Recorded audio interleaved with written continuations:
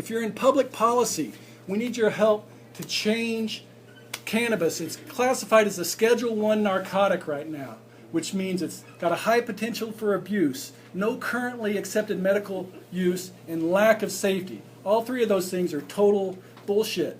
But that's what our government says, and they make the rules. So until we can get, our president can change this with the stroke of a pen, he or she could change it from a Schedule I to a Schedule II or Schedule III narcotic, which would allow medical research into this. Because that's one thing that our government won't allow, and that's what I call a catch 422.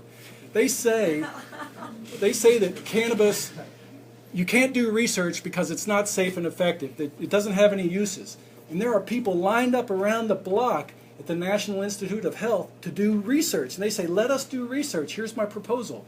But the government says, nope, you can't do research. Well, why not? Because it's not safe and effective, see?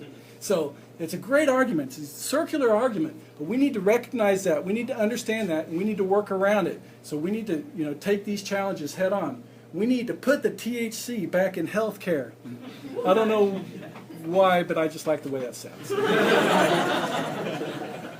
But one thing we really need to do is restart the investigational new drug program. Now these are 2 of the 6 people in America that get marijuana sent to them by our government. The United States government sends each person 300 cigarettes a month in a tin, just like that. And unfortunately, this is like some of the worst scraggly seed and stem crap you've ever seen. It comes from a farm in Mississippi. Our government grows it, but it's ditchweed. And they send it. They say, we're going to send these patients medicine, but we're going to make it the worst crap we can find, and good luck. But fortunately, these 2 people are activists, and they're out there sticking our government's nose in it. But we need patients to get medicine from our government, and we need to restart this program, or we need to start a new one. If you're in nursing, pre-med, public health, and safety, a lot of times you'll hear one of the biggest arguments against marijuana is, oh, you shouldn't smoke marijuana. That's no way to take your medicine. You can't smoke your medicine. That's just not right. Well, actually, it's perfectly fine for a lot of people to smoke marijuana as their medicine. But you don't have to smoke marijuana to get its therapeutic effect. You can vaporize it. I don't know if anybody's ever vaporized. No, one person. 100%. But you can vaporize.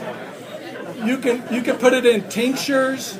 You can drink it. You can eat it in edibles, medibles. You can put it as a salve topically to absorb into the skin.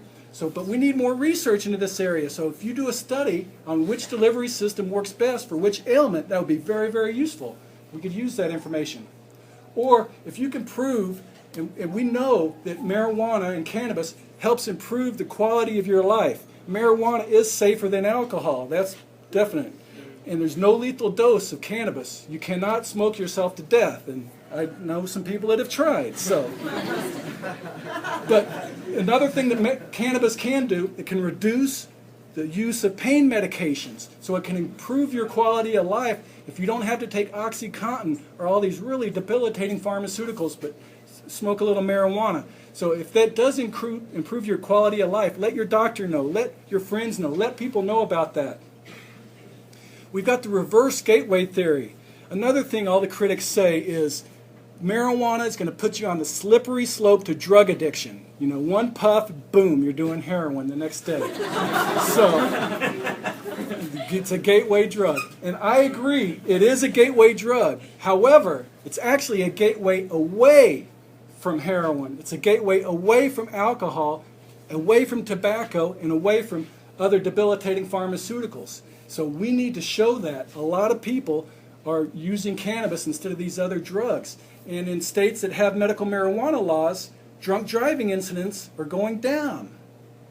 That's good news. Less people are driving drunk in states with medical marijuana. In states with medical marijuana laws, suicides of young men is going down.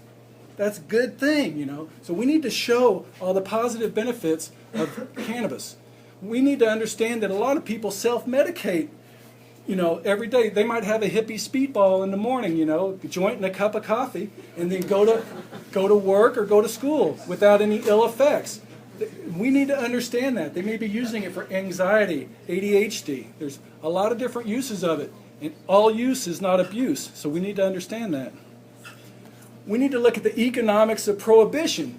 Just think about the billions of dollars spent every year by the pharmaceutical company as they research and develop all of these drugs that have the laundry list of side effects. These commercials are so funny. You hear these commercials, and the side effects are longer than the damn commercials. So it's like, you know, whereas you can grow a safe and effective herb in your backyard for pennies on the dose.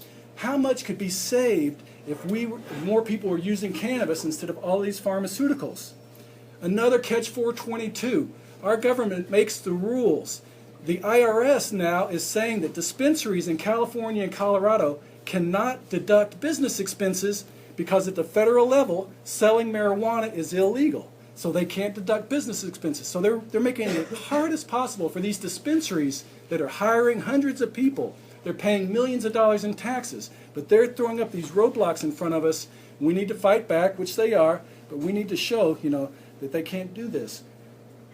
Look at the custody industry. How much is being spent every year arresting 700,000 people for possessing marijuana? How much does it cost to throw them in jail? How much does it cost to put them on trial, to run them through the whole system, to put them on parole? It's just amazing. And the drug testing industry is insane.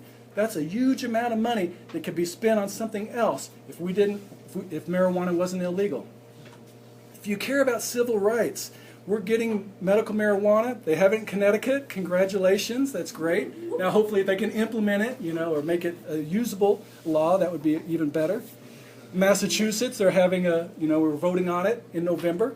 But so we need to fight for the right to medicate in the workplace because people are getting fired because they're testing positive. Even though they're a card-carrying medical marijuana user, they're testing positive, they're getting fired. So we need to make sure that they don't, and that as long as they're using it in a safe way, that they save their job.